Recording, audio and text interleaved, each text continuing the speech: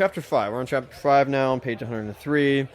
Fun City. So before that scene, before all that, we get Wildcat versus Cassius Clay. And what did you think of this scene right here? Of these next few pages? First off, double page spread on 104 and 5. Freaking amazing. Yeah, that's definitely a nice one. Yep. Yeah, Wildcat Grant, right? I don't really know Yep. this character, so Theodore Wildcat Grant was a JSA member in the day, and he basically was.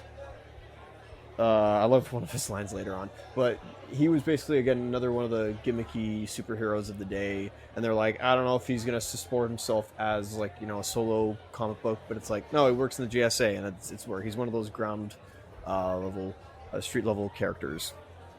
And yeah.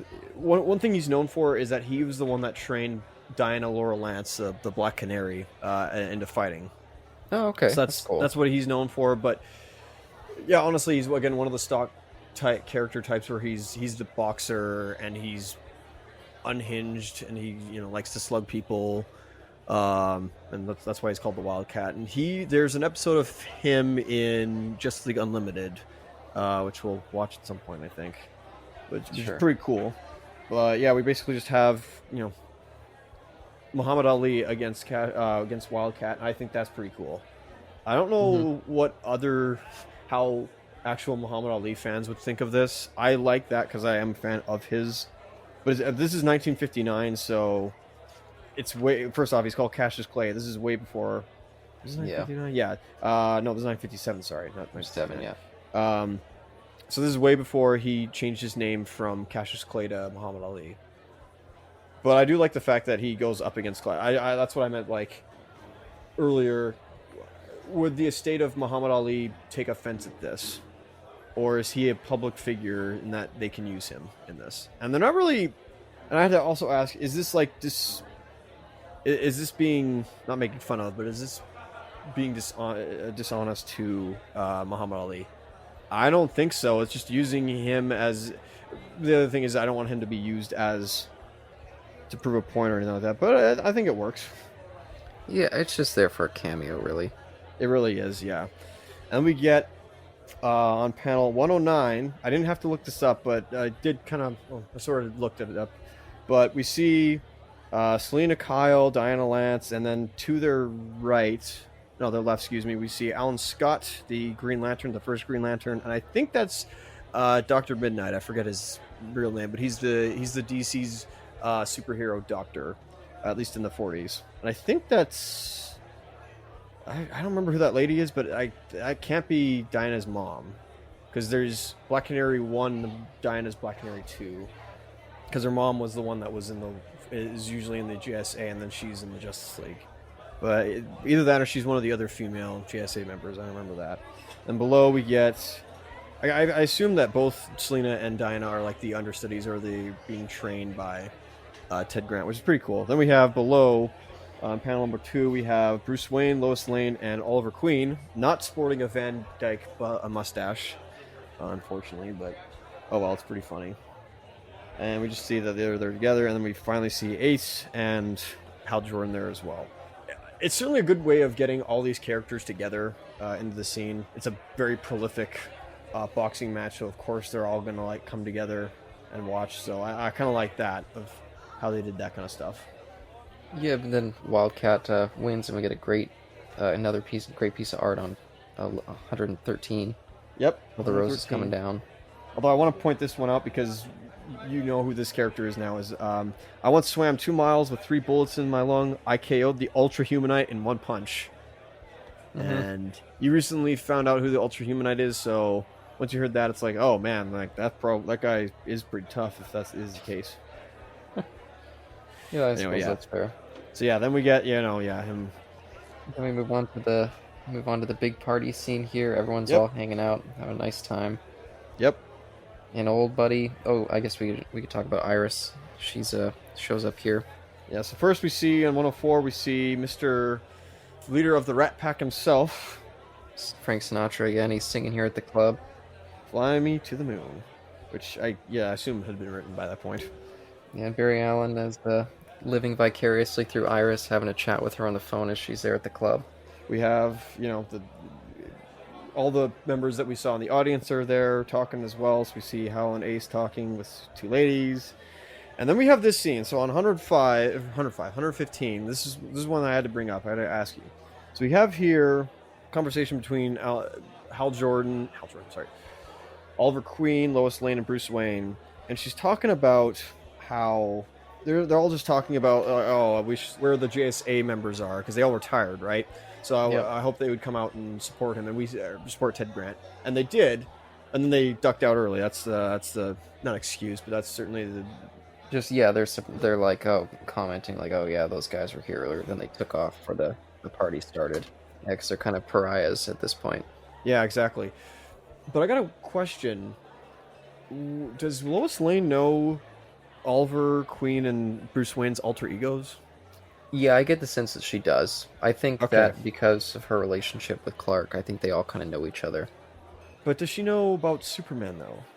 Does she? Because I don't know if she knows Clark is Superman. Yeah, I'm pretty sure she does. Okay, fair enough. Because it doesn't. I never. That was the one thing that confused me about this book was whether or not she knows she's in on like the whole superhero society. She's in that whole community. I get the sense that yeah, before the whole maybe even during everything coming out, they all kind of were together. You know, like it was like a regular DC universe, and then it just got everyone had to go into submission like that. One of the stories Cook wrote afterhand kind of delves into that a bit, but yeah, it never really gives me an explanation of that. But whatever. Yeah, then we meet Colonel Flagg here years later after what happened in 45 and the first introduction of Carol Ferris, who we will certainly have more to say about later. Nothing bad. And then we finally see, Selena walking in the Champ, which is nice. And yes, finally we get to Barry Allen, Central City. Him and Iris are having a chat, and Captain Cold shows up, and so Barry rushes to the scene to try to stop him. Yeah, is Captain Cold typically a Flash villain? Captain Cold it's the whole like Joker versus Ra's al Ghul versus Bane debate of who's like the Flash arch villain. And you got your Gorilla Grodd, you have your Reverse Flashes, and then you have Leonard Snart, aka Captain Cold, who is the leader of literally the Rogues Gallery, or the Rogues. Sorry, not the Rogues Gallery, the Rogues. But yeah, this is our first, and Darwin Cook makes a joke in the liner notes that this is he's modeled after Grant Morrison, if you know what Grant Morrison looks like. But Yeah. I see it, but I think it's just unintentionally similar. I love his design for Iris West, by the way. There's his women obviously all look alike, and actually I think both sexes look alike, but I love the fact that her hair is way more auburn or light brown. It certainly makes her stand out from the rest of the brunettes in the story. I don't know, it's random and weird. I also love the dress that she's in. It's just weird. It's very stand out-ish, pardon me. But I'll say for this Flash scene, I never really had any interest in reading The Flash, Yeah, I thought you wouldn't. but this whole sequence here of him, going through, he's got to like vibrate his atoms so that he can just pass through everything, Yep. and all the math that it takes to calculate where he's going to end up when he like slows down and all this stuff. Yep. I thought that stuff was like pretty perfectly executed, and the art too in this scene, like that's. I've never wanted to read The Flash more than reading this little sequence here. This is a good introduction book to going into some of these characters. Maybe not some of the monsters. I don't know. It depends. You have to pick and choose where to start off, but it certainly is a good introduction for each of these characters, I think. Yeah, that's fair. Yeah, and I like that Ace and Hal are just like, oh crap, look at this guy here. This is going to be awesome to see. It's a fun little bit there. Quick question. What's Cold trying to steal exactly? Well, I just figured that this is kind of like that classic, like, from one of the Batman movies. He just shows up at a party full of rich people and it's like, fill this bag, fill all your money, pass it all around. I get that's what I thought he was doing. Yeah, it doesn't say anything. Let's see. So you darlings just sit tight. All we want is the fight gate, and we already have that. We'll be gone before you know it. Fight gate. Isn't that the earnings? Yeah, the tally of the bets. Okay. That's literally all it was. Okay, so I thought they were here to. They didn't even steal any of their. Okay, so they didn't even steal any person's like jewelry or material wealth. Interesting. Yeah, just to kill Sinatra and take the bet money. Yeah, we don't even see him anymore. Yeah, and we get a sense that him and the Flash have a previous relationship here, so he sets up this whole little scheme. I planted 6 bombs around the city, and the Flash rushes around trying to find them all and then realizes that Captain Cold outsmarted him and only actually hid 5 bombs. We also get a quick character reveal. Not a character reveal, but we get some dialogue about some of the players' thoughts. Lois, Lois, Captain Flag, and Wildcat's thoughts on superheroes around here. And it's interesting that Lois, is against superheroes right now. Mm-hmm. Unless it's all an act. I was wondering about that. Yeah, it could be like that whole thing where you gotta be kind of anti-Red during the Red Scare to try to, keep the attention away from you. Random, but I also love Selena Kyle's hairdo. If you look at it on like 129, I don't know. It screams Cleopatra to me, even though that's kind of dumb. It's like, what do you mean? Just like how Elizabeth Taylor was depicted as Cleopatra in the day. So, do you think the Flash kills Captain Cold here?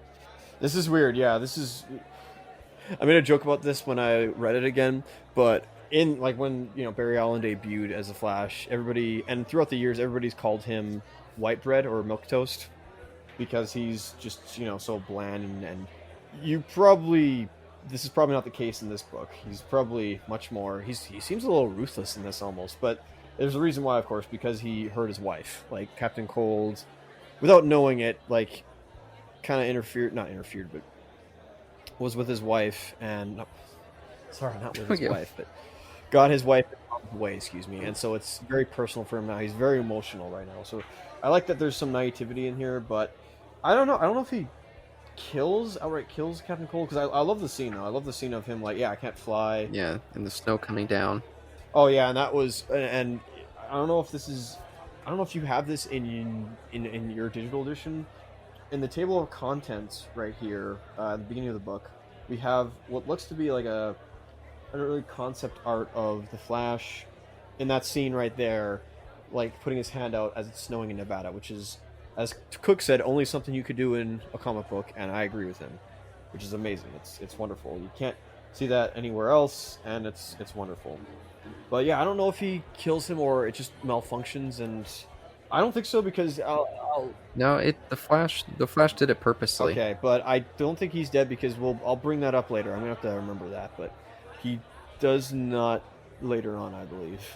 Yeah, so after that scene, we get a cool little kind of touching base between Ace and Hal here. As they go to Nellis Air Force Base. Yeah, Hal's been feeling a little bit depressed, not quite living the life he should be living or could be living. And so Ace set him up for a job interview with Carol Ferris, as you said. Very introspective right now and questioning his morality, and if Ace feels any remorse for the people he's killed, because yeah, Hal's still pretty fucked up about that, killing that guy in that trench. So yeah, I love that scene. I think that was a great little moment between the two of them, really showing their friendship. I'll probably touch on it again, but it's basically I love the line he says later on, that is, I don't want to kill for my country. Yeah, I don't think it's at this point yet. It doesn't come until much later, but yeah, we get this ends on page 142 with Ace Morgan telling him, you got a job or you have an interview with Carol Ferris, and it transitions to the introduction of the Challengers of the Unknown.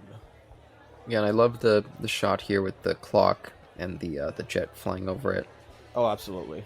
Yeah, that's just an awesome little piece of work there. It's an awesome little piece, and I at first thought that the next, between 144 and 145, I thought this was immediately after. This is not. This is beforehand. This was like a previous date. That's another moment where I thought the editing of the putting together or putting things where they were was a little bit off. Because, yeah, it does play that way. You assume that this is Ace's ship going down. It's actually an intro, because when we get to 148, the timeline is, I think, a little better, but I wish we had a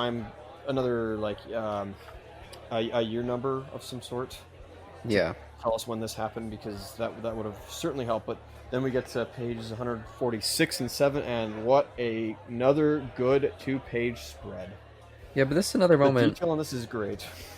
This is another moment where I thought, or actually, it's the same moment where I thought the editing was also a little strange here because we don't know who this character is. We really don't get anything at all. It's just this Yep. little dream. He wakes up, he takes off, and then we cut right back to Hal again. Yeah, it's a setup almost. It's a setup for what we know, but I'm pretty sure we get more of the Challengers' backstory and who they are as characters in chapter 6, The Men Who Fell to Earth. We wake up, obviously, first off in Montreal in 1957 to a daredevil, Johnny Blaze wannabe. I'm just kidding.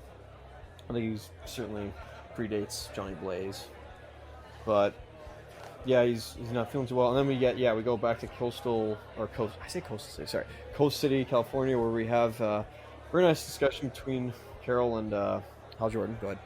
Yeah, for only 3 pages, and then we cut back. So that's why it's like maybe you should have moved those 3 pages until after a little bit of stuff with. Yeah. But yeah, this is a nice little scene, little setup of their kind of blossoming, or I guess just budding at this point, relationship that they're going to have throughout the book. As the interview goes very well, he gets the job and also gets a potential girlfriend. So Look, Hal, don't get your hopes up. I don't make it a habit to get involved with my employees, and I certainly don't spend my nights drinking. That's a prudent and admirable position, Carol. Fortunately, I don't start work for 2 more weeks. 2 glasses. yeah, I'll just say I don't love this scene in the movie, but I love this scene here. The art, the light, or the color choices. I think it's a lovely little piece of work there. The shadow, the lighting, I did not realize how much lighting made. Like, after all these years of reading comics, I finally understand how lighting is done, and oh boy, this is great. This is wonderful. Yeah, some perfect shading work. Just so great. Yeah. And really conscious of where light's coming from. Like you look at Yes, that's the other thing. I also like the fact that Darwin himself draws the lights. It honestly helps the lighting person when it comes to where to put the shading. Because once you know where that candle is, you can either do real world references of, okay, well, here's me and the other person, and here's the candles. So here's the third person going to take a photo of us and where the lights get. It's so intricate. Lighting is such a task. It really can make or break a movie sometimes, eh? Yeah, or a book. Sometimes the light could be coming from any. But I guess we should jump back to the Rex Sorry Tyler for part. gushing, but the thing is that we're calling this out because I love how simplistic Darwin Cook draws. You mean like? Well, I guess we'll talk more about that when we get to like the big climax, because I think there's some really intricate stuff there. Oh yeah, but like just how simplistic his characters are, and they're not as, nitty and gritty as nowadays characters are, eh? Oh, I guess it depends on the book, but this is fair, of course. But yeah, sorry. Continuing on. To that. Oh, but yeah, we meet up with is it Rex Tyler? You're saying? It's Red Ryan, I believe, not Rex Tyler. Oh yeah, Rex Tyler's. Yeah. And here we introduced him that he rhymes. He's a rhymer, which is kind of nice. But basically, we were in Colorado, and the scene we saw earlier is of their crash, of what happens. And again, I don't know if they say the fraternity of Flight 772. I don't know if that was again, this is all based off of real comics that occurred back in the day. So, or yeah, storylines that had happened. So I don't know if this was like 5 years ago.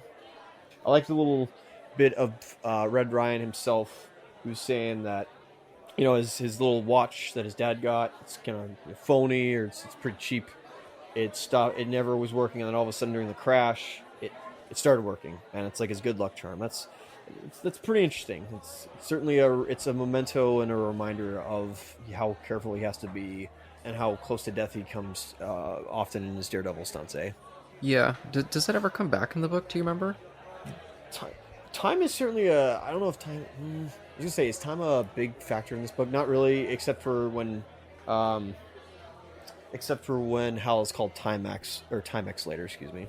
But not really. I think it just talks about his character, and again is a good way of showing who his character is, since we get a little more of him later on in the book. Yeah, he also has this little bit here where he says, "Why did the 4 of us survive this? Like, it should have been impossible." Yeah, I feel like that's never really brought back either. that's probably yeah. In Darwin's head, it probably made sense, and I don't know if he translated it perfectly into this. I believe the Challengers aren't even in the movie, or at least they're in the background of the movie. Oh yeah, I don't remember. I don't really remember what they say about him They do play a part in this. or them. But then we get an extremely brief introduction to The setup. Steel, or yeah, a setup. Yeah, I guess for John Henry here. John Wilson. Yeah, John Wilson. Apropos of the month we're reviewing this being Black History Month. Yeah, two pages of him basically waking up, and there's a burning cross on his. I guess they hung him, but his rope snapped, I suppose. Yep. And he should have been dead, and his family's dead, but he survived and goes to find a purpose. Really, is where we leave it. More to come. More to come on that, but I even love the little shot. I just realized now looking at it. I love the shot of like right in his eyes we see the burning cross. Yep, yeah, that's a great little shot. But That's symbolism right there. New York City, page 149. I guess it's Suicide Squad. yeah, I was just trying to figure out who are these guys again. This is either Task Force X or Suicide Squad. Is that Flag? Maybe this is Argent. No, because Faraday is in charge of Argent, and Suicide Squad is Flag. Give me a second. Hang on a second. Here we go. No. Yeah, some of those things do get a little confusing because there's so many different moving parts in this book.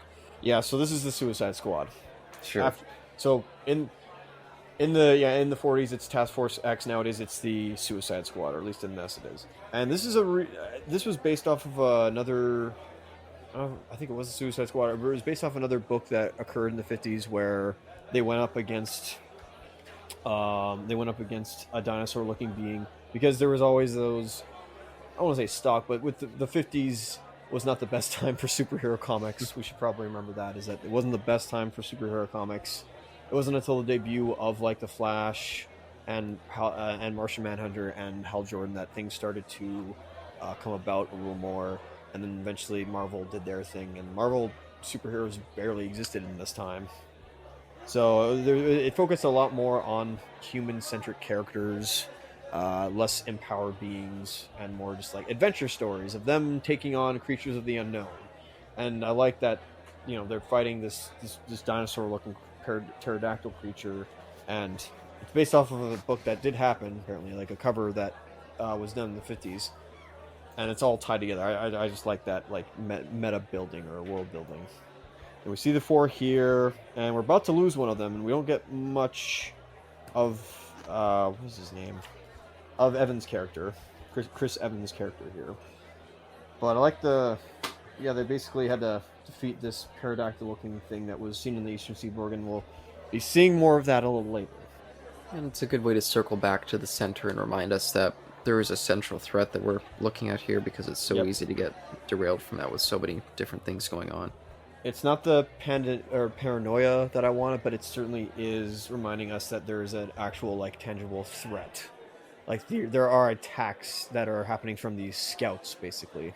Yeah, and luckily Flag was there to tell everyone that, hey, I've already seen something like this before, and it was back on the island, so yeah, they're gonna head over there also, soon. I like the fact that it was Evans who was narrating the whole time in the narration boxes. Yeah, finally cut back to Steel and get more of a better look at him. Or I guess I keep saying Steel, but John Henry. We do see Steel in this book, but that's that's at the very end. But we get the poem, John Henry, the Steel Driving Man, which was a poem. I didn't look this up, but like it was a poem, as according to Darwin Cook in the liner notes. I think he played with a few of the words a bit, like he modified it slightly, which I mean, fair enough to get this book. But the basic premise remains the same. Of John Henry was this, I guess, working on the railroad in the day, and a very honest man, salt of the earth, a hardworking man, and in comes this smart man with a machine, and is like, I can replace you. So even back in the day, the whole like machines replacing man was inevitable. Oh yeah, big time. That was the whole Luddite movement. For Pitt's sakes, yeah. No, we haven't gotten enough of those yet. But yeah, we basically have that, and he's like, when I die, If I die, I'm gonna die knowing that I outlived or outdone a machine, which is nice. And we basically have his like origin. Unfortunately, again, we only really get 2 pages of him here, so Yep, and then we see again the Challengers of the Unknown, and yes, the Challengers of the Unknown, and they team up with the Suicide Squad or vice versa, and they go back to the island. yeah, and it's not looking so good these days. A lot of the population seems a little bit slimmed down, Yeah. and they find a little last message that John Cloud left for him. Yep, it is a living thing. Yeah, and then an old beastie shows up to fuck them up again.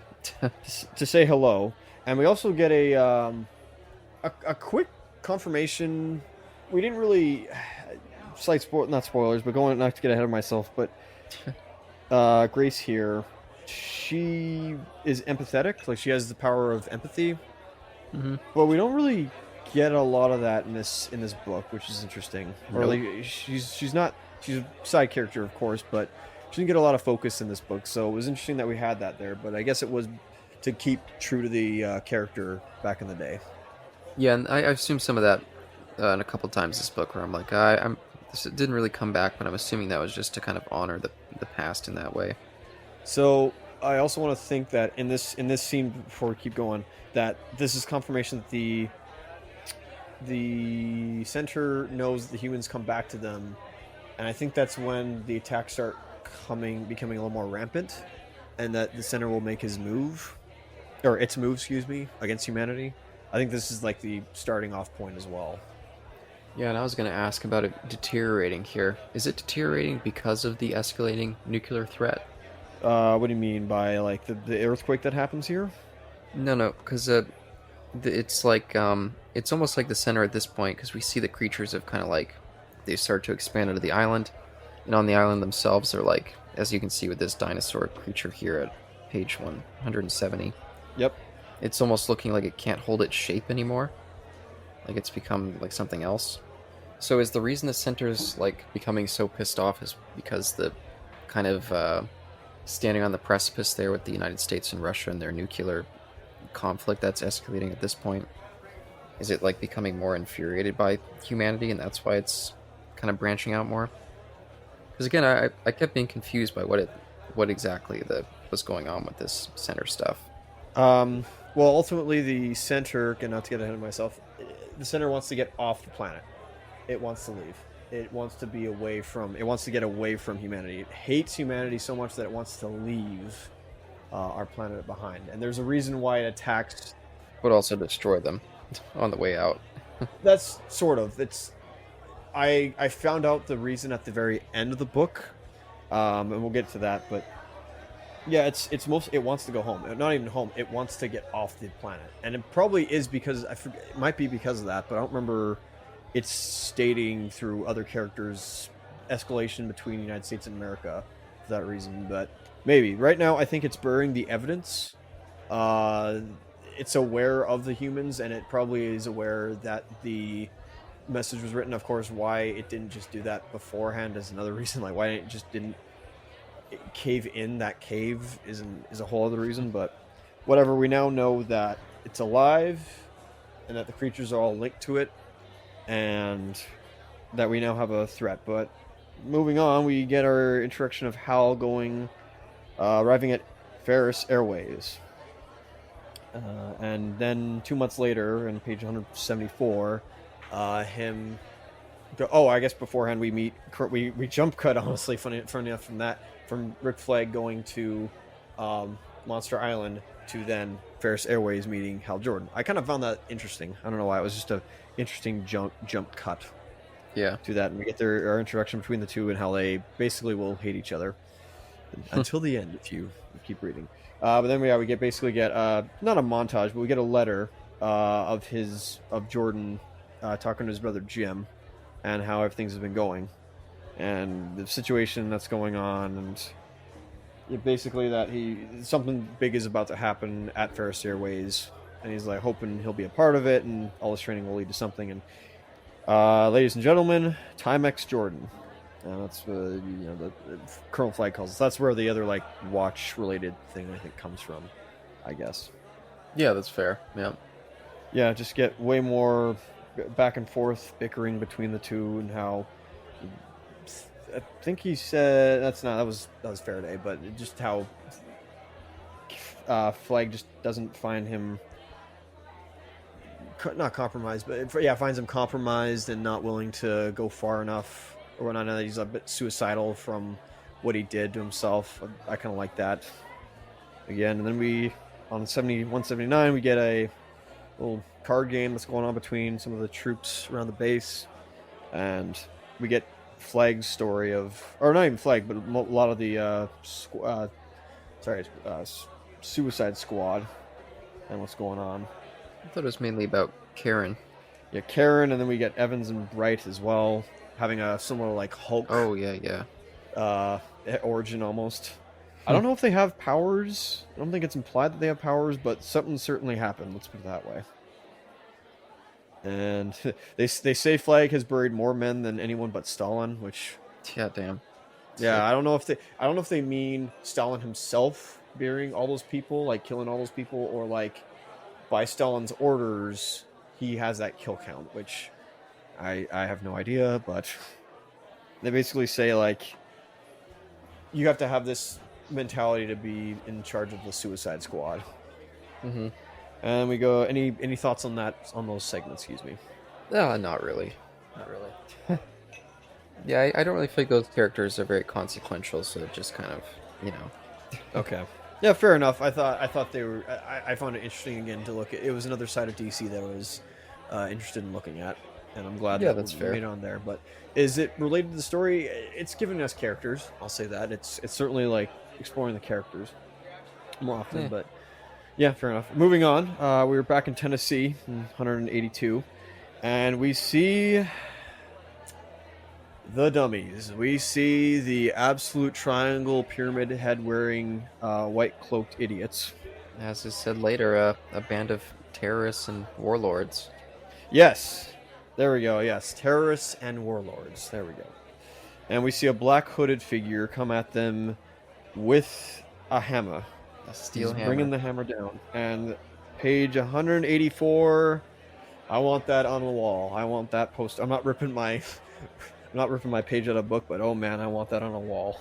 Yeah, this is another bit that I love here after the little steel bit there. Yep, chapter 7. Yeah, I love the fact that John Jones goes and uses his telepathic abilities to connect with audiences in a movie theater. I just love that. What that says about theaters nowadays is somebody can analyze that whole thing, but certainly, sir, you're absolutely correct on that front. Yeah, the more I've always had a real thing for Martian Manhunter, but the more I'm exposed to him, the more I just love this character. Like, yeah, no, this is an honest character that I would love to write on if I could be at DC as a writer, but anyway, yeah, so he's going to a theater. He's been waiting for this all week, and going to see Invasion from Mars. I don't know if that was an actual like real life movie. I kind of assume it was. Yeah, I'm not sure I've ever seen it. There has to be something that was that. By the way, I don't know if this is weird, but if you look at panel 3 on bottom of 185, the crowd themselves look a little weird. I don't know if it's Cook who did this scene. I think he says it in the liner notes, but I don't think this was him that drew all these background characters. But there's one thing about me that I like. I always love it that when somebody can draw background characters distinctly and they're not like stock characters. It's always wonderful when you have a diverse looking cast of background characters and they're not all the same. And this is one of those, and I love that. Just sorry, a small little thing, but go ahead. Oh yeah, we see at top of 186 the Mr. Fleischer Superman himself. Yeah, and I like that we get a little bit of a look at the invaders, or not the invaders, challengers of the unknown invaders. Yep. And I like his little bit of he thinks the movie's a comedy and he laughs and everyone else is all pissed off. Yeah, that's pretty funny. Before then, though, and we get a somewhat two-page spread at 188 and 189 of the challengers fighting what looks to be like a giant octopus being. That is also a monster from the center. Oh, that thing is? That is. Yep. It's weird that the movie that he's watching has the same villain. Yeah, that's interesting. That it looks like the same. I wonder if that was intentional or not, but or if they just saw this recent footage from South America and they were like, "Hey, this octopus-looking thing is similar to the Martian," and the movie we were showing. So maybe let's do it. That's funny. See, I took this completely differently. I thought this little challenging the unknown video was more like a little propaganda reel, and that they were just fighting like the same prop that they were using in that movie. No, that's supposed to be a legit. Well, first off, it's also based off of a real, not real, but it was based off of a cover in Challengers of the Unknown book back in the 50s. But this was, I believe, Darwin said this was another monster that they fought, Hmm. which was interesting. I was like, hey, that's kind of a good continuity right there. No, okay. Kind of inspires John that he's like, oh, I kind of want to go from being a cop to being one of these like action heroes, almost. Interestingly enough, but yeah, Mhm. I love again. Not, I don't want to say I love, but it is fascinating that nobody but Darwin Cook thought of. It's when you start thinking about the world a little more. It's like we have a Martian. He's in the 50s, and he's going to see a movie about Martians. Like I would love. I wonder if I don't remember if he said in the liner notes, but it'd be interesting to know what um, what John would think of if he read War of the Worlds and then watched the movie later on the similar year, not similar year, but later on around that same time, and just be like, that's not what Martians are. His last, but yeah, that's pretty funny. And then he goes back to his apartment, and who do we see but the Batman himself? Yeah, and he's got the medallion. He's basically threatening him, come to work for me, or else I'm gonna fuck you up with some fire. I don't think he says that necessarily. He just says, "Listen, I've seen what you are. I don't know. You're not from this world. I don't know where you're from, but I know that you have. I noticed back at the church that you had this distinction of being wanting to get away from fire, and so that's probably a weakness of yours. I don't know. He says, come to work for me. This is not a request. Where is that? I don't. It's on page 193. It's the bottom panel. It says whatever's going on is beyond normal. My research leads me to believe you are ideally suited to pursue this investigation. This is not our quest. It's not so much. Yeah, I don't know if it's like working for him, but working on the case for him, as it not being an option. So And then he immediately threatens him about the fire. it's and this is many people have quoted this, I kind of remember it from the movie as well. I don't know how the actor does with it, if you remember that part, but I again, I'll just say it. It took a $70,000 sliver of meteor to stop the one in Metropolis. With you, all I need is a penny for a book of matches. I don't know what a penny is nowadays, but I assume that it was probably a piece of money that was easy to come by back in the day. Yeah, and I guess we should just say, me and you have always had a bit of a difference in opinion when it comes to our takes on Batman. Yeah, go ahead. Because I always saw him as right on that edge of, if he had a little bit of a different upbringing, he could have been a villain. Oh yeah. In his whole, I think he's pretty insane too in a lot of ways, and just his whole no kill rule I think doesn't make any sense either. That's one of the things that I think shows that he's kind of insane. And so I think, I don't know, would he kill an alien? Is that really? I don't know. I don't think so. Again, it's the no kill rule to a logical extreme of it's for the greater good. I think in his kind of, not to paraphrase John later on, but it's if John kind of read his mind somehow, but he can't because, as he says, it's like cut the pretense. Cut the pretense. Don't you mean why didn't I sense your presence? Why can't I read my mind? That's my secret. And tonight I'm here to talk about yours. Yeah, he basically bullies him into a corner and threatens him. Do the job or else. It's all about the greater good. Batman is at this point seeing the bigger picture. This is not Batman trying to save. Well, I mean, Batman trying to save Gotham is in the background, but this is Batman trying to solve this case, and yes, he's using force and or using leverage and blackmailing blackmailing Manhunter to do this with him. But I assume Manhunter was going to do it anyways, but this was just a little more of a push that he needed. But as I get older, your take on Batman is becoming a lot more. Yeah, that's the not my take, but I certainly agree with that take as well. That depending on the writer, Batman is certainly insane, which I think Cap and Eric have said they always are apprehensive. They don't want him to be insane, but I like a Batman that knows he's insane and he's trying to like not become not become like his villains he fights. Yeah, I think he always has to, because he's always right. He's always right on the line, you know. Yep. So he's got to be able to recognize any. I could easily fall off this if I'm not careful, but So I always enjoy that, but yeah, that is certainly another part of psychology of Batman that we enjoy, and how complex of character he is. Washington D.C. oh, actually, I'll just before we quickly move on. Yeah, of course. Go ahead.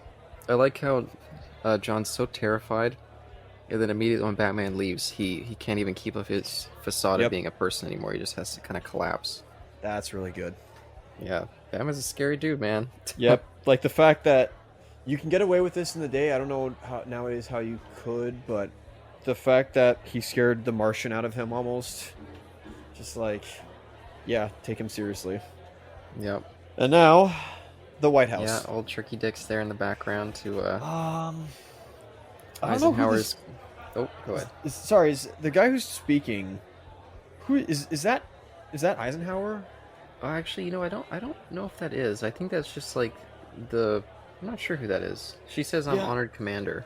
So yeah, I'm not. I can't remember. I'm gonna see something take over from like not take over, but like I'm gonna look at the liner notes. I know I didn't want to, but I know he said something about that. Come on, where are you, son of a gun? Let's see, 159. Yeah, but whoever this general is giving Diana this big commendation. Oh, you did such a great job overseas for us. Here you go. Here's a medal. But the minute she opens her mouth to tell people what she learned overseas, old Nixon steps in and shoos her aside, and this is kind of her retiring from there. I don't know what you'd call what they're using her and Superman for, but she's become too questioning and too not standing by the party line, and so she's got to go back to her island and state of their affairs. Yeah. So she calls him General on panel 1 of 195. No, 197. Excuse me. I couldn't find anything. Didn't say anything. Yeah, I don't know if it really matters, but And we get a glance. Actually, we get a dirty face of the General in like panel 2 of 196. I thought this was Steve Trevor. I legit thought this was Steve Trevor. I was like, this can't be Trevor, can it? Like, I was shocked if this was, because it's like, oh wow. Especially when he says, lovely seeing you. Remember what they say, old soldiers never die, they just fade away. And I'm like, was this Trevor? I mean, how old was he? Because I don't know if they're doing the whole, like, I'm an immortal, so all my friends age well past me. I don't know, but I was like, oh, geez, are we going there? And we obviously, it's like it's this one page that we talk about it and never brings us up again. But I was just like, oh, are we Yeah, talking really. about that? But I love how I don't know why, I just love the design of Wonder Woman in these scenes here. We also transition. It's funny enough, we transition from her wearing her skirt, battle skirt, to her shorts now. I don't know if you realize that, but like when we first introduced to her in Vietnam, she's wearing her battle skirt, which I really love. I always love that design. I'm glad they kind of brought that in with the Rebirth, and Gal Gadot's stuff has that. Her costume has that a little bit, but I love the fact that we transitioned from her in that to her shorts here. I don't know Yeah. how much her costume has changed. I think her tiara also is a little different looking. Let me take a look again. Yeah, she's my second favorite design after the Martian Manhunter one, Yeah, in his Martian form. yeah. No, it doesn't look like her tiara's changed much, but yeah, I just love her faces that she gets here, and then yeah, Mr. And even Superman looks away. Like when Nixon interrupts her, he just looks away. He's like, nope, I can't see this. Yeah, that's important they put that in there. Yep. Purposely shielding himself from this. Now you said something about her going back to the island, right? Yep. Did you say they sent her back to the island? No, they're just sending her away. No. Just like, yeah, we don't want you here anymore. You're getting a little bit. It's time to just go take a break and kind of get away from this stuff. That's not what I read. That's not what I remember. What I just read today. We'll get to it maybe, but I don't think that's what happens. He says it right here on page 97 at the top panel. Diana, I think you deserve a vacation, some time to relax and enjoy yourself. Well, I think that's okay, fair enough, but we'll argue with that one when we get to the scene I'm talking about. Hopefully, I still remember all that I'm talking about. But yeah, it's like I need to write this stuff down. But I know the one you're talking. I know exactly where we go. But continuing on to 198, we're with Carol Ferris and Hal Jordan, and this is where we are first introduced to Faraday King, or King Faraday, excuse me, not Faraday King. We get a good panel. We get like a good single issue page panel on 199 of Carol introducing Hal to the facility, the secret rocket facility, and it's wonderful. And page 200, 201, great, another great splash panel, or 2-page spread, excuse me. And I really like the little like choice of timing and or editing here. We see in the top corner on page 200, we see them on the elevator coming down, and then we see them again the same panel. Not even like the same. I don't know why. I love that. Yeah, I thought that was a cool choice too. It shouldn't work, but it does. I don't know what they did, but I like it a lot. And good attention to detail to some of those rockets as well. Go ahead. Yeah, it's just not something you see too often. Just that kind of motion in a full spread like that. Again, yeah, good layouts. Darwin Cook did with this. I really love that choice, and get a little more dialogue between Carol and Hal about Faraday, Flag and him not agreeing with each other. Again, this all comes back later on. Yeah, but King's the real asshole here. Well, one quick thing: 267 project days remaining. But yes, King Faraday. Oh yes, himself. He is he is a original character to this book. He's not a pre-existing character in DC. Cook had him penned in this book and said this is where his I think this is his only book he's ever in. But oh boy, he's great. Yeah, but he's the hard ass. Yeah, no, many words to be said about him and Flag that I could use, but yeah, he's certainly a guy. He is certainly that guy. Yeah, and I like how he's knocking Hal down a couple pegs. He even throws in, "I think you're a little pink." Yes, that's what I was I was going to say that with Flag saying that, but I was like, nope, he's a little pink. I was like, God dang, that's insane. Yep. It's a questioning that he's even really the guy's a little bit of a prick. But... Yeah, and it makes me question with when Martian Manhunter meets him. Sorry, John Jones, meets him later on. It's interesting there. I don't know what you have to say about that. But anyway, then we get to 204 and 205, and we get a big info dump. Yep. On basically what's going on. And there we go. So it is the Suicide Squad. So this is the scene that Walt Simonson wrote because he loves to just jam the pages full of writing like this. Yes. That's true. What do you think of this page, sir? No, I liked it. It was a nice little summation of the times with the space race kind of thing. So it's good to throw that in there. I think on one side, it's actually funny. On one side, we get pretty much, I think, all the real world stuff. So on 204 is all the real world stuff, and then 205 is all the fictitious comic book stuff. Yeah, that's funny. Yep. So there you go. It was covert espionage unit comprised of special ops man, OSS commander, And then we have there on the second panel on 205, Argent and Suicide Squad. Yep, in the Discovery, finding out that they know about Martian Manhunter or John Jones. Fuck. Yep. Yeah, there you go. Oh, I forgot to mention that. I think at the beginning they said you earlier mentioned about what Superman and Wonder Woman are. They're federal agents technically. Yeah, but they're kind of I don't know how to describe what their position is. Yeah, I don't know if they're civil servants at all. Well, they don't answer to anybody but this very small little group that they're the tools of. So. Well, it's still the U.S. government, but I see your point.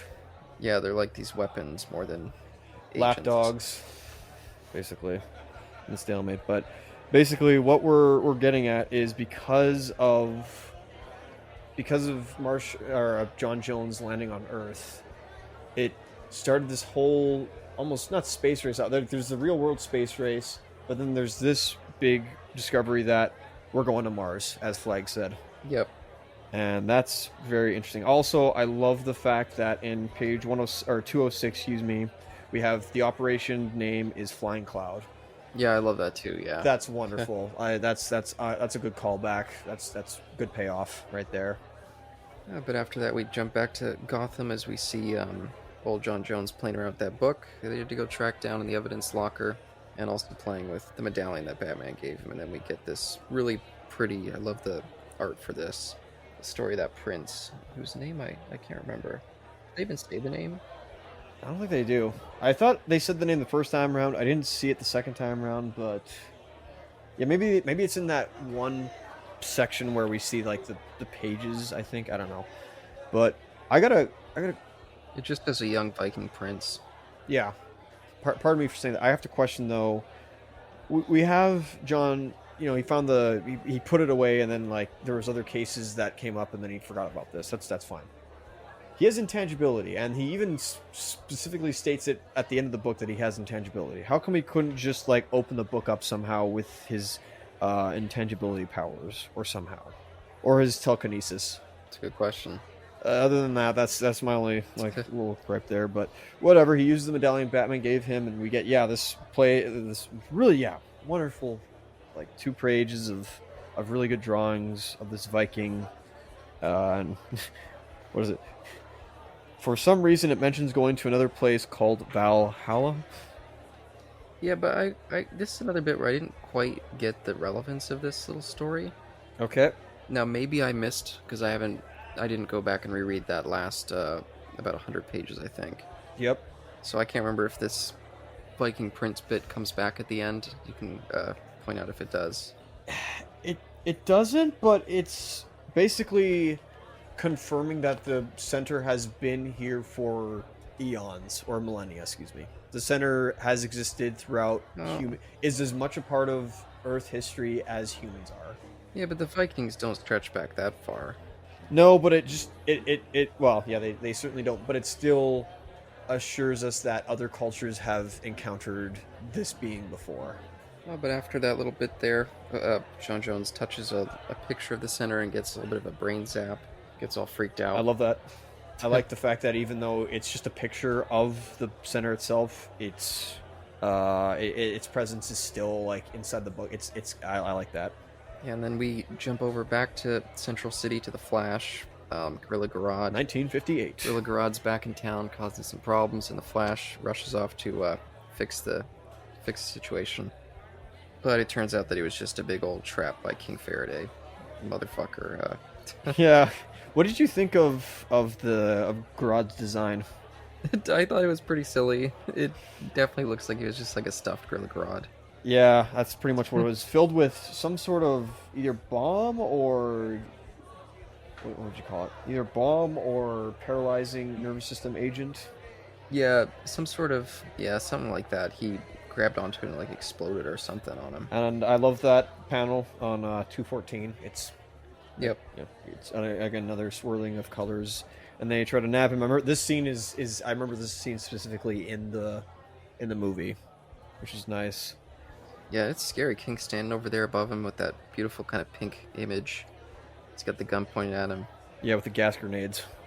Yeah, and then Flash just vibrates right through the thing and takes off. Yeah, right through the concrete and somewhere else. But here's what I love is you're about to become government property, Swifty. We've got a nice cell picked out for you beside Rex Tyler. Think on that for a second. Rex Tyler's dead. Does this mean that... And he had a funeral. He's not. Does this mean that... No, he's not. No, he's dead. But does this mean that after the funeral, did Faraday dig up his remains and have him now in a cell? That's mucked up, man. That's completely... I thought they were saying that they told the press that he died, but he really didn't. I'm pretty sure he's dead. Yeah, I guess we'll see if we see him again here, but I don't remember. I think that there's confirmation of him being dead, sort of. We'll get to it. I'll show you later on. Sure. I promise, guys. I know I keep saying like later on, but like this book explains everything. This next scene though, we're Coast City, 1959, so a year later. This scene I could probably see you being a little like, oh, why did we need this scene? This doesn't need to be here. This next scene though, we're Coast City, 1959, so a year later. This scene I could probably see you being a little like, oh, why did we need this scene? This doesn't need to be here. This next scene though, we're Coast City, 1959, so a year later. This scene I could probably see you being a little like, oh, why did we need this scene? This doesn't need to be here. it's a little more growing of the relationship between Hal Jordan and Carol Ferris. I find. Go ahead. Yeah, and that all stuff is great while you're reading it, but it's not really stuff we need to cover. We can just kind of skip past bits like that. So there's not really much added. Yeah, if this wasn't in the movie, I don't think people would care. I don't know if care, but I certainly it introduces the new challenger. Yeah, the newest challenger, June Robbins, who I think is a little older. Maybe I don't know. Yeah, after that tiny little bit there, we cut back over to the real story with Martian Manhunter, and he's got his little wall built around, or at least it kind of looks like he's built a part of his wall around John Henry at this point. It's kind of like a little hero of his, and someone that he's kind of modeling himself after to some way, or at least wants to model himself after. My interest in subjects like racism and UFO sightings has made me something of an eccentric to my fellow officers. They kid me quite a bit, but I become the precinct's resident expert in craziness. Yeah, this is basically his whole board of it's the X-Files nutcase agent guy of just like, yeah, obviously something means something and all this stuff. His wall of weird, to quote Smallville season 1. Yep. KKK attacked, yeah, exactly. I like that the modern day John Henry was written by Vicky Vale. Her only appearance. Oh, I didn't notice that. Oh, wow. Yeah, that's why you go back to it. I noticed it the first time too, which is nice. Again, so many news reporters. See, all those news reporters I mentioned, like, you know, some of the other commentaries are finally coming back. They're all in this book, which is nice. I think. Yeah, and then we meet old buddy here, a little scientist who's gone off to escape from the base and trying to tell the world about what he's seen. Well, we also see quickly, right before we see him, is Harvey Bullock. I don't know if you caught that or not, because we see a guy named Harvey. But yeah, that's Harvey Bullock, the police detective that always has it out for the Batman. I was going to make a funny Bullock reference when we get to the movie, but I guess I'll save that. Yeah, go ahead. But yeah, we meet, what was his name here? Not Jimmy, what am I talking about? The scientist, I don't really know if that matters, but yeah, he's some scientist. Yeah, he's basically spreading the news of what's going on in the Ferris Air Force Base. Harry Leader, that's his name. Harry Leader, was it? No, it's Leader. Okay. Lighter. Lighter, sorry, yeah, Leader. But anyway, lighter. Yeah, sorry. If that matters. Yeah, it's. I wonder. This just kind of confirmed. This is why is this scene here? It's important because we get. No, it's an important scene. Yeah, because King Faraday comes in and gets him back, all like, "Yeah, no, you're important to the cause. Don't take me, please." And yeah, this is where John finds out that they know about him. Yep. No, they don't know about him.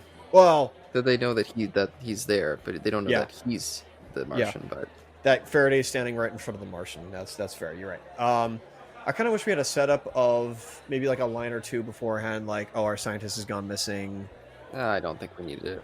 And then we get here. It probably doesn't matter. I'm asking too much. And then, like, what happens to him afterwards? I think I don't know if he ends up in a prison cell at the section 13, was it? Not 13. Or section killed. 9, I don't remember. Yeah, or killed. Whatever happens, like, he probably is dead and whatnot. And then we see Commissioner Gordon right there, not with a big mustache, but, you know, small little 1950s stash right there, which is just a nice little cameo there. And yeah, we got basically this is where they learned that John learns that they're going to Mars, that there's a mission to Mars.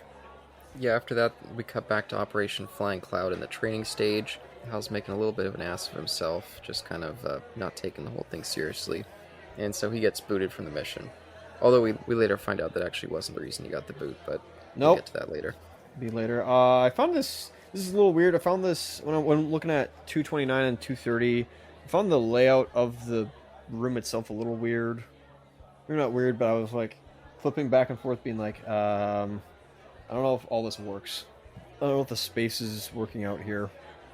I don't know. That was just me, but we see a little rift between Carol and Hal here. Sorry if I keep bringing up their relationship, but the relationship is a big part of this book, so. It especially would be like tragic if, like, when you find out that she becomes Star Sapphire and how much these two actually love each other, which is nice. But then we get some more John Henry stuff here with. And here comes my worst moment, basically. The KKK is basically going through the town looking for him, Yep. And He's been doing this for 3 months. yeah, he's pretty beaten down, and he stumbles into someone's backyard, and a little girl walks outside. Oh, what's in my backyard? And Please, child, help me, hide me. yeah, begs for help, and she immediately calls the KKK to come get him and string him up. Well, it's not just that. It's he's here. The N word's over here.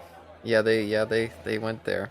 They dropped it, and no, I don't know if you would have seen this back in the 50s in a comic book, but I don't know how often you're going to see this now. No, they would have avoided that stuff. Absolutely. Yep. Even nowadays, I don't know how often you'd want to do it, but this is not in poor taste. This is in like, man, yeah, this hit me. This really hit me. Then we get that great little news clip. I'm not sure who the guy who's saying all this is, but I want to believe it's Rod Sterling. I wish it was Rod Sterling because he would probably do it justice. But this scene, yeah, these next few pages are probably one of my favorite. Like, I think my favorite part of the book itself. yeah, very impactful. Yeah, I love his whole like his introduction of you can take all of like 235, all panels of 235 and label it. Not even label it, put it under any fascistic regime from the past 20th century. And just stick it on there right there. And what does he do? He sticks it. What godless land allows this, you ask? Communist Russia, Red China, perhaps Turkey? It happened here in America, Tennessee to be precise. yep, yeah. No, that's really strong stuff. Yep. Yeah, and I did want to talk a little bit about because I mean, someone especially now in a 2020 lens could look at this book and be like, it's so white. Like, there's only one real black character here, and he's not really a character, more of a symbol. And even more than that, at least in terms of his function in the story, he's almost there to kind of show John Jones how America treats what it considers the other. Yep. But of course, it's also there outside of the story to show that kind of racial animus of that time period and what was going on, since, you know, of course we have so many other ways to look at kind of the nuclear conflict and all that stuff. So that's kind of the civil rights conflict. This is the truth. It had me question whether or not, and even now, of there have been more of this of the civil rights involved in this book. Yeah, because I can understand not having a black character as one of your, like, a central element to the government side of things, because I don't think the government would have accepted that. Yeah. But yeah, maybe because again, Steele, he's barely a character in this book. He's not it's just a background character. I don't even know if you can call him a character, really. Oh, sorry, we're talking about two different characters. We're talking about John Henry and then like the actual Steele himself. Yeah, John Henry. Sorry, yeah, I keep doing that. Yeah. Yeah. Any thoughts on that, or? Yeah, so I guess I'll go into this now. This is the perfect place. At the end of the day, it is a origin for the Justice League, sort of, and them all coming together.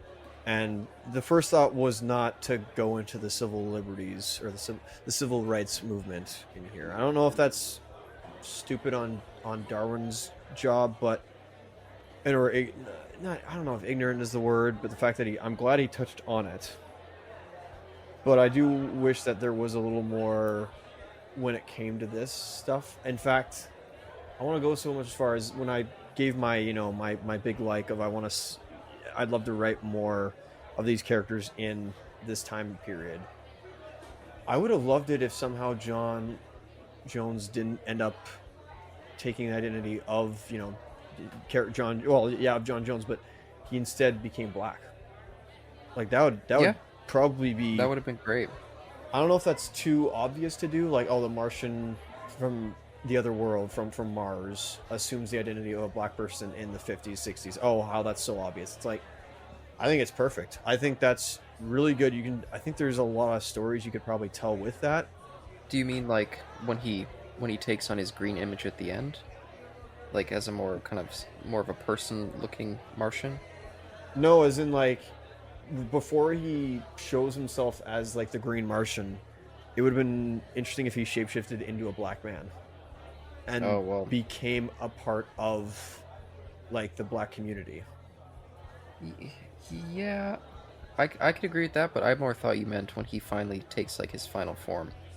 I thought you were saying it would have been cool for him to take form as a black person, That too. especially considering how much he kind of looked up to John Henry. It would have been a great way to honor him in that way.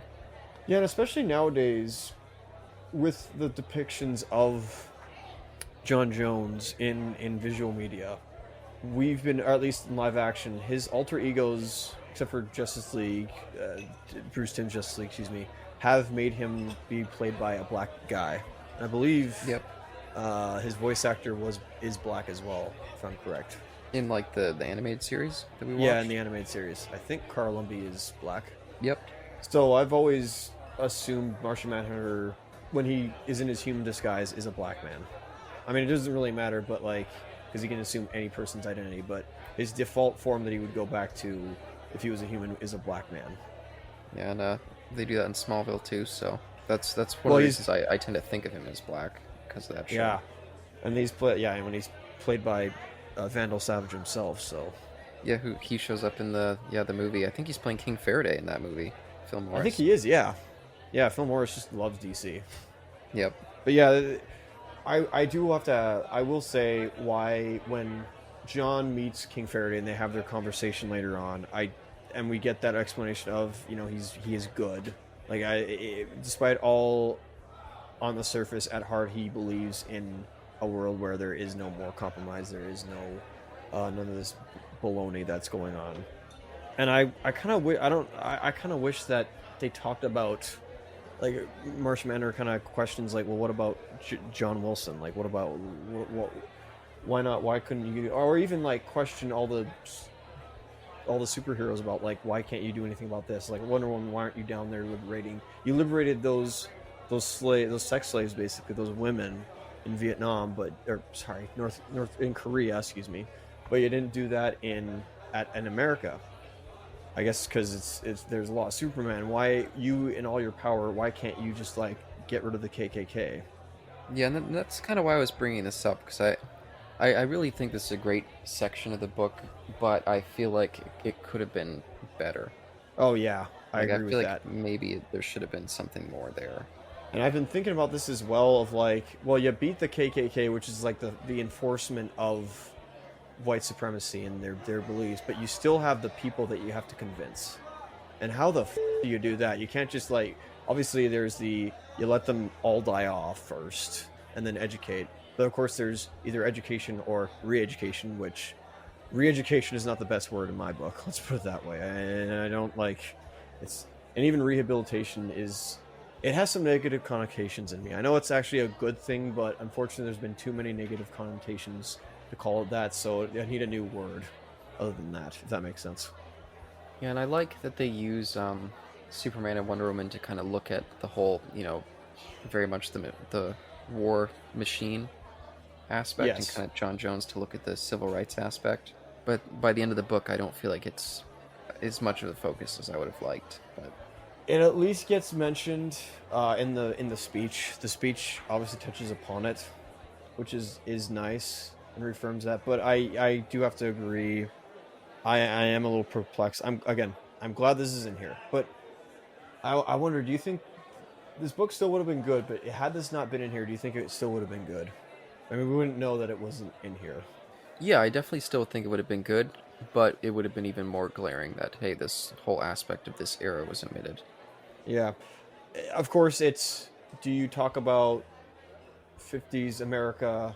Well, this is talking about 50s America, but do you talk about the government side of America, or do you talk about the bigotry and the civil rights movements in America? That's the question. Yeah, but I guess we better move on from what we've talked about for a little while, so I guess we better jump to That's fair. I guess that's also where the paranoia of the center might have been able to come in, perhaps. But again, that would have been way too easy had it just been, oh yeah, all the civil rights and prejudice and the red paranoia is all because of the center. Like that would have been stupid. That would have been awful. it would have been a terrible choice. Take away the responsibility of the people of the time.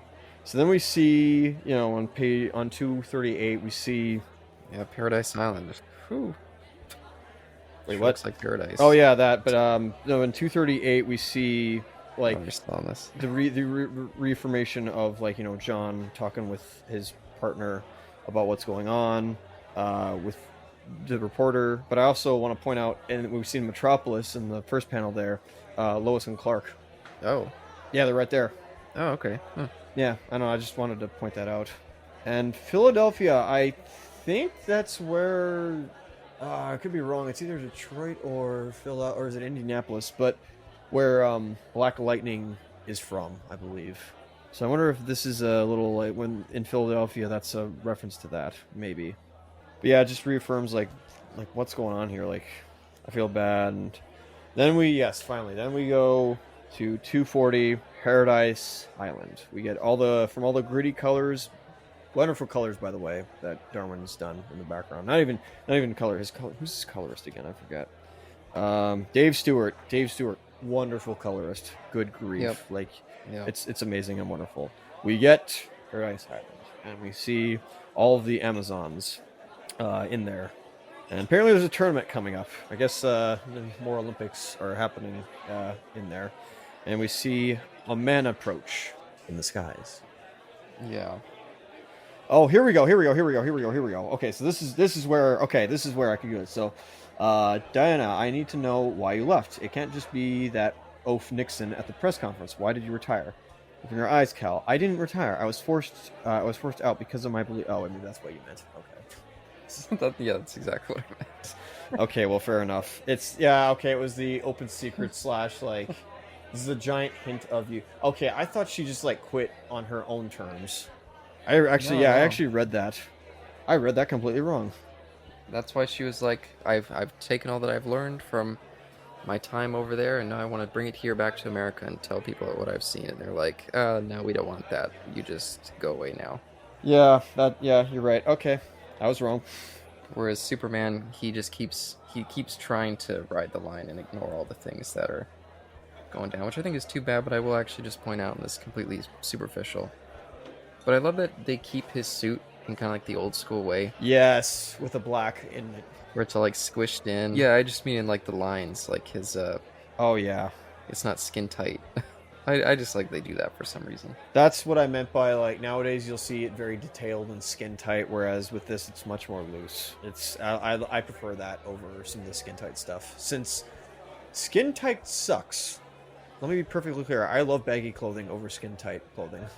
Yeah, well, So I appreciate this. but there's some really brilliant stuff in this scene. Yeah, Cal, your real power lies in your strength, but in your values and compassionate spirit. That is what America needs now. Not another administration. It needs a leader. Yep. Kind of like that she herself, as like, the immortal, tells Superman, yeah, you should be a leader. Kind of like that. That's it. Rather than like him just assuming it, it's like, no, it kind of almost gets pushed into it. Yeah, don't just ride the winds of whoever's in charge at the time. Be the ideal, not the... Be the wind. Don't break the wind. Oh my god. Yeah, before we move on, just back on 240, we see, Diana's reading a book. We see on her waist what appears to be a bunch of, like, knickknacks. Yeah, little Or charms. little, like, trophies, perhaps? Yeah, charms. I wonder if that's either from the island or she acquired those while she was in the man's world, and she brought them back and she's wearing them on her skirt. Yeah, no clue. Belt. I don't know. I found that little... I didn't want to say, like, I got distracted by the keys, but it was like, other than all the gorgeous stuff on this island, Oh yeah, jeez. mostly the island and those roses in the background. Yeah, I just was looking at that. Like I said, I love the Wonder Woman design. I mean, This is the case, but anyway. I also am wondering if it's invisible or not, like if the island is invisible. yeah, we gotta get going here. We're already at 2:20. So yeah, Dr. Seuss here. He's writing his little fictional book about the center, and then he kills himself. Then then we get another great little moment here. We have the Flash coming out and retiring on the TV screen. John Jones is thinking about, maybe this country's let me down. Maybe I should leave this planet. If they killed John Henry, what would they do with me? And the fact that he has a he now knows that he has a option of going back home. It's like, oh, okay, so that's the seeds of not discontent, but the seeds of leaving this place is getting on him. Yep. I like that he's sitting alone as the Martian, not the human. I just love the Dr. Seuss character. You just see all the, I hope that I hope Darwin Cook didn't hate Dr. Seuss, but it's just interesting. Like, and I don't know. It's just I like his characters. I like the books, but it's just so funny that those characters are now in this scene where this man commits suicide. It's like, good grief. I just can't believe that. And also on 245, we see younger Walter Cronkite. Cronkite? Yeah, Cronkite. You know, the famous news reporter, television reporter. Yeah, the Flash swoops in and steals the attention away. Oh, yes, he does. And I remember he does that in the movie, though I don't remember if it's all word for word. But I love the... Oh, it's all I just realized it's all the TV sets. Wow, I just realized that each panel we see him in is a different TV set. Not panel, Yep. but each panel we see is a different TV set. But anyway, yeah, there were over 4,000 unsolved cases involving violent crimes last year in Central City alone, but the law has time to set elaborate traps for me. Yeah, that would certainly break a guy. That would certainly dissuade a guy from continuing on being heroic. Yeah, and then once he quits, John is just like, okay, then I made my decision. I'm going home. So he goes and gives his formal retirement or moving on the police department, but then he also is like, I need to talk to the Batman. And Yep. so he's like, all right, and we meet with him and pulls the old I'm gone trick as usual. Batman out. Yeah, and I love the two-page spread here of like the collage of his what would you call it, his file that he put together on this book. The file, yes. And we see like one panel in the top left-hand corner on, what is it called? On 249 of Batman, looking at it, and then like on the bottom of 250, or 250, and then 251 of him, calling in Superman, basically, which is nice. And we also get a setup and our introduction to Adam Strange, Yep, a little foreshadowing there. which is nice. Our coverage of DC The New Frontier will continue in part 3.